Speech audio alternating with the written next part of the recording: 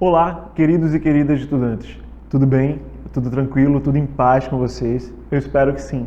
Eu sou o professor Washington Lopes e hoje vamos juntos e juntas para mais um momento de aprendizagens, de troca de conhecimentos, de construção de conhecimentos e eu quero saber de você, porque Chaminézinho já está aqui pronto a postos, ele está sempre à disposição aqui, sempre com a gente, disposto a aprender, a construir conhecimentos e você?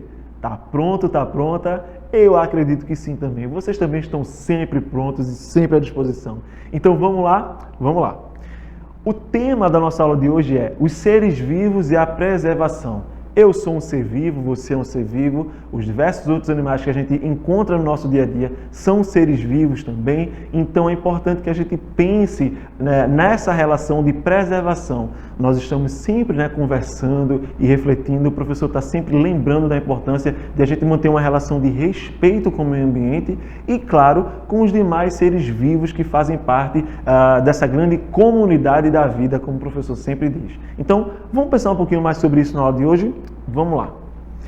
Mas você lembra do desafio da aula passada? Antes de qualquer coisa, deixa eu dizer, como de costume, já sei o que o professor vai dizer. Eu acho que você já sabe mesmo. Façam os desafios, realizem as atividades que o professor deixa aqui. Porque os desafios ajudam você a entender melhor o conteúdo, a entender melhor o que o seu professor e sua professora está trabalhando sobre o assunto lá na sua sala com seus colegas. O conteúdo, os desafios passados aqui ajudam você a relacionar o que a gente estuda com o teu dia a dia, com a tua vida, para que esse conhecimento que a gente está construindo juntos faça sentido no teu dia a dia. Então realize as atividades. Professor, eu nem assisti a aula, eu não vi qual foi o desafio. Não tem problema, a aula está gravada lá no nosso canal no YouTube, façam os desafios, assistam as aulas quantas vezes forem necessárias, façam pequenos registros, fotos, pequenos vídeos, compartilha nas redes sociais, marca o @cepa lá, papai, mamãe, titio, titia, você que está aí acompanhando a criança na realização das atividades. Compartilha lá nas redes sociais, marca a gente, faz uma foto, um vídeo da criança realizando a atividade, tá? No Facebook, enfim, marca a gente nas redes sociais para a gente poder também ter o prazer de acompanhar o seu filho, sua filha, né? Enfim, seu sobrinho, sua sobrinha, fazendo as atividades, interagindo com a gente aqui. O desafio da aula anterior, então, foi: no seu dia a dia, qual é a mudança reversível que você acha mais incrível? E a irreversível, qual é?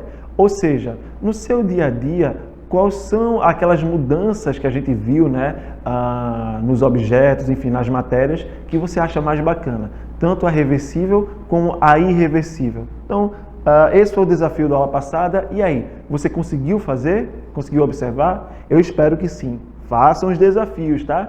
O professor sempre bate nessa tecla. Qual é o objetivo, então, da aula de hoje? O objetivo é identificar os seres vivos da região através de figuras, vídeos, saídas de campo e etc. Ou seja, a gente vai um pouquinho hoje identificar quais são os seres vivos, alguns dos seres vivos, não são todos, porque são muitos, que fazem parte da região onde a gente vive. A região que a gente vive, né, é a região Nordeste. Então, nós pernambucanos, pernambucanas, né, a gente que mora na cidade do Paulista ou não, nós somos pernambucanos que vivemos então em um dos estados que faz parte da região do Nordeste. Quais são os seres vivos ou alguns dos seres vivos característicos dessa região? Vamos então ver, vamos aprender um pouco mais sobre isso? Me acompanha aí, hein? Fica atento, atenta, foco na aula para que a gente possa entender tudo que a gente vai estar vendo aqui. Quais são então as principais características dos seres vivos? Já que a gente está falando de seres vivos, quais são as principais características dos seres vivos? Vamos ver então algumas. Bom, a primeira é que os seres vivos eles têm, claro, né, composição química, ou seja, essa composição química se constitui basicamente de carbono, hidrogênio, oxigênio, que é o que a gente respira também, né, junto com o carbono, nitrogênio, e podendo apresentar outros elementos químicos em menor quantidade, como enxofre e fósforo. Então, no nosso organismo existem, né, diversos elementos químicos que ajudam o nosso corpo a se manter, a cumprir com as funções que precisa cumprir. Então, por exemplo, no nosso cérebro, como eu venho falando nas últimas aulas, né? A gente tem os neurônios eles se comunicam, ajudam a gente a aprender. E essa comunicação tem eletricidade, tem também reações químicas. Então, todo o nosso corpo, por exemplo, nós seres humanos e os seres vivos de forma geral, eles têm essa peculiaridade da composição química. Organização celular. Os seres vivos são constituídos por células. Algumas apresentam apenas uma célula e os seres que têm apenas uma célula são chamados de seres unicelulares e outros que têm mais de uma célula, né? Que são seres pluricelulares. Nós, por exemplo, temos diversas células no nosso corpo. Eu citei os neurônios e como os neurônios existem diversas outras que ajudam o nosso organismo a funcionar e os diversos sistemas que existem no nosso corpo a funcionar. A gente enxerga graças às células, a gente se movimenta graças às células, a gente consegue se alimentar, né? E nosso organismo reter os nutrientes que a gente precisa para ter saúde graças às células, a gente só sente porque a gente tem células no nosso corpo que ajudam a gente a isso, e tantas outras questões graças à nossa organização celular. Metabolismo e energia. Os seres vivos apresentam metabolismo. Para isso precisam de energia, ou seja, para o nosso corpo funcionar e estar em dias com as nossas funções, para que a gente possa ter ele em perfeito funcionamento, isso também é graças ao metabolismo, ou seja, é um mecanismo que ajuda o nosso corpo a funcionar, as engrenagens do nosso corpo a estarem o tempo todo conversando e estar tudo certinho. Se alguma coisa sair do eixo, a gente sente. Então, sente através de uma dor, sente através de um desconforto, de uma indisposição. A gente sente se alguma coisa sair do eixo no nosso corpo, tá? E essa energia vem de onde? Vem basicamente do processo de fotossíntese realizada pelos organismos produtores, como plantas e algas. Então, na cadeia alimentar, na natureza, as plantas e algas, elas são alguns seres vivos que são produtores, ou seja, elas são alimento para outros seres vivos. Esses outros seres vivos são alimento para outros seres vivos e assim a cadeia vai se desenvolvendo. As cadeias alimentares, as teias alimentares, que são relações de alimento entre os seres vivos mais complexas, e o metabolismo e a energia faz parte dessas características.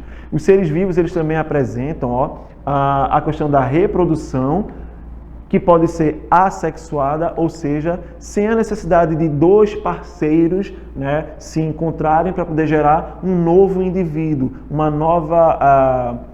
um novo ser pertencente àquela espécie. E pode ser também uma relação sexuada, ou seja, é preciso que dois seres vivos de uma mesma espécie, eles se encontrem, eles tenham uma relação sexuada para poder gerar um ou mais indivíduos. Então, os seres vivos, eles têm também, de forma geral, essa característica da reprodução. Irritabilidade. Professor, irritabilidade, eu sei o que é. É quando a gente fica irritado, não é? É quando a gente fica com muita raiva, muito bravo.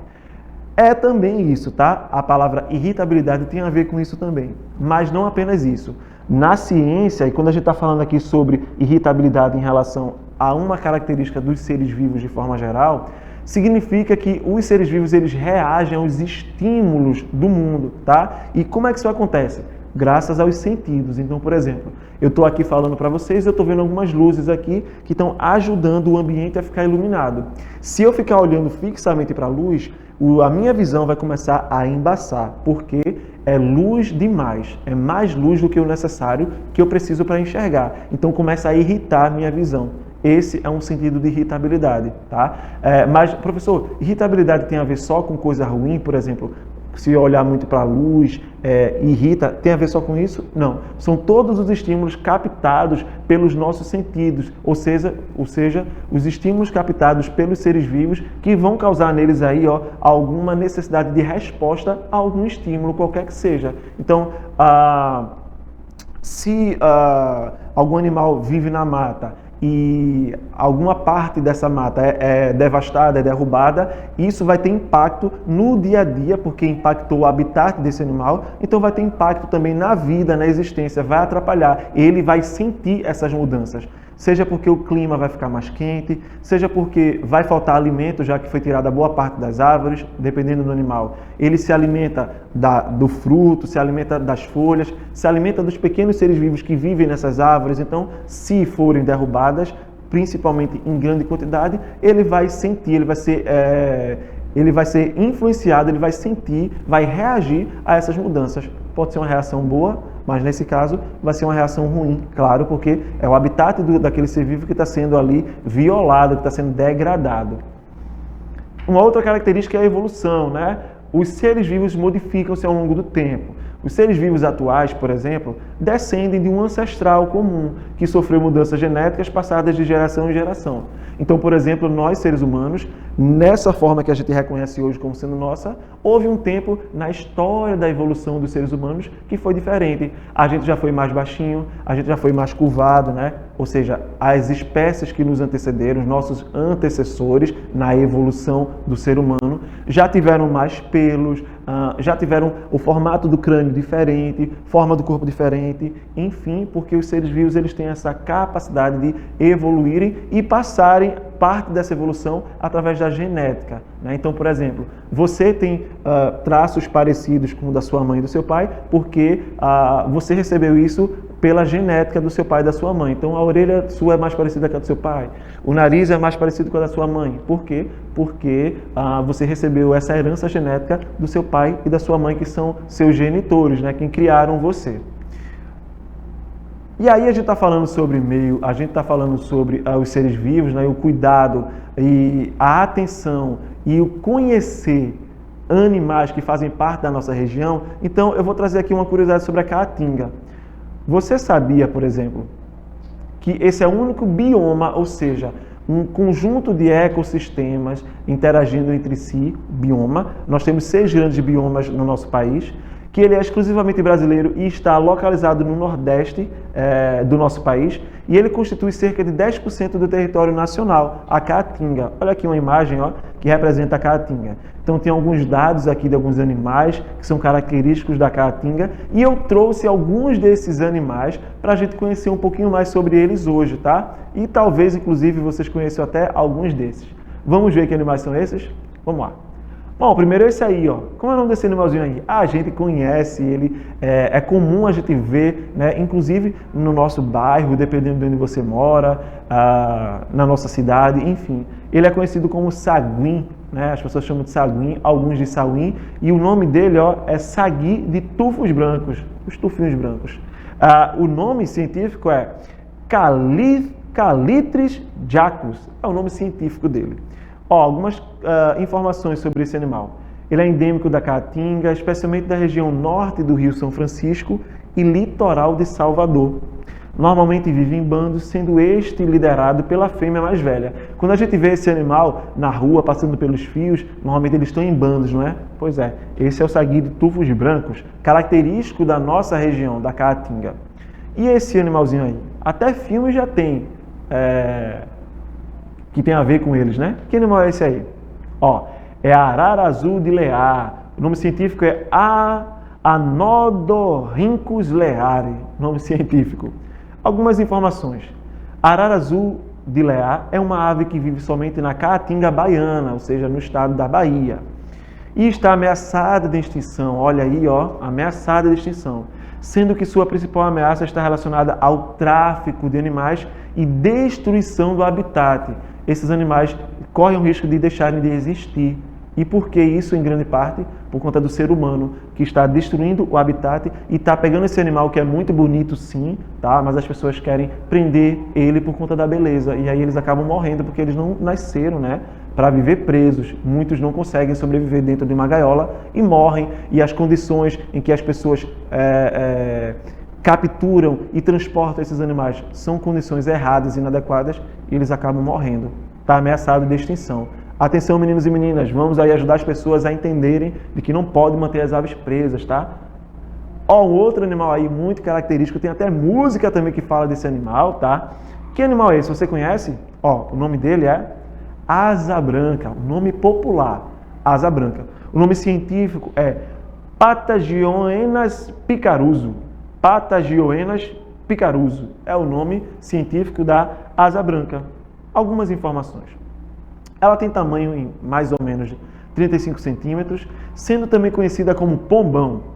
É facilmente encontrada na Caatinga, ou seja, na região que é característica o bioma que é característico da nossa região, que é o Nordeste, além de ter ocorrências no Nordeste, do Rio Grande do Sul, Goiás e Mato Grosso. Então não tem só no Nordeste. Ela é característica do Nordeste, mas tem também em outras regiões do país. Ah, esse pássaro aí que eu acho muito bonito particularmente, a cor dele também é muito bonita. Como é o nome desse animal? Bom, as pessoas costumam chamar de azulão, mas o nome científico é Cyanocompsa brissoni. Cyanocompsa brissoni. Esquisito, né? Pois bem, é o famoso azulão. Algumas informações. É um pássaro que pode ser encontrado na Caatinga e até mesmo em países vizinhos como Argentina, Bolívia e Paraguai. Então é mais um animal que faz parte desse bioma chamado Caatinga, que é característico da nossa região Nordeste. Ah, esse outro animal aí, ó, muito bonito também. Que animal é esse? Vocês conhecem? Ó, o nome é ararinha azul, o nome popular. Cientificamente é chamado de Cyanopsita spici ou spixi. Eu acho que é spixi. É a ararinha azul. Algumas informações. É uma ave nativa da Caatinga, ou seja, ela é originária da Caatinga e considerada como uma das mais ameaçadas de extinção em todo o mundo. Mais uma vez, as pessoas acham bonito e porque é bonita querem guardar, trancar num lugar para estar olhando o tempo todo. Mas eu, particularmente, acho muito mais bonito contemplar na natureza e reconhecer a importância desses animais viverem livres e soltos, que foi para isso que eles foram feitos. A natureza, ou Deus, não é, para quem acredita, criou esses animais para isso, para viverem livres, tá? Poderem viver suas vidas da maneira natural, como tem que ser.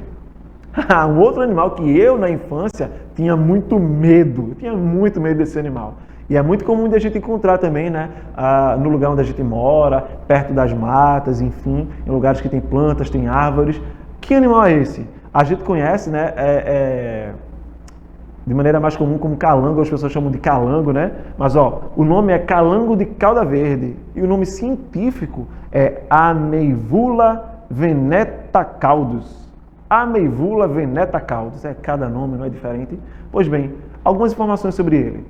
O calango de cauda verde é um réptil ameaçado de extinção. Olha, é um réptil e está ameaçado de extinção. Ele tem hábitos diurnos e se alimenta de pequenos animais como formigas, grilos, gafanhotos e aranhas.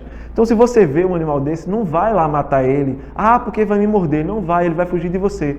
Pode observar. Quando a gente encontra ele caminhando no mato, a primeira coisa que ele faz é ir-se embora, fugir da gente. Então, não mata, não maltrata. Olha como ele é importante. Ele, inclusive, ajuda a combater. Pequenos insetos podem até fazer mal a gente e ele se alimenta disso, né? E tudo isso tem a ver com o ciclo natural da natureza, como os animais interagem, a cadeia alimentar. Então, respeitar os animais. E por último aí, ó, esse macaquinho que é conhecido como macaco prego, mas o nome científico é Sapajos libidinosus. Sapajos libidinosus. É o famoso macaquinho prego. Ele, ó, é uma espécie nativa do Brasil e comum na Caatinga. Então, é um animal que é originário do nosso país, tá? E também pode ser encontrado no Cerrado, que é um outro bioma. Vive em árvores e arbustos e, em alguns casos, em manguezais. O macaquinho prego que você também já deve conhecer, já deve ter visto, né? Tem mais um aí, ó. Eita, essa ave também ganhou música com o nome dela. Você já viu essa ave antes? É uma águia, professor. Não é, não. Ela é um carcará, ou, cientificamente falando, Caracara plancus, o famoso carcará. Algumas informações sobre o carcará. É uma das aves de rapina mais populares do Brasil, podendo ser encontrada em diferentes ambientes como campos naturais, pastagens e centros urbanos. Então, mesmo no meio das cidades, é comum encontrar o carcará. Bom, espero que vocês tenham gostado da aula e aí eu vou deixar o desafio para vocês, tá? Será que vocês prestaram atenção mesmo? Focaram? Vamos lá!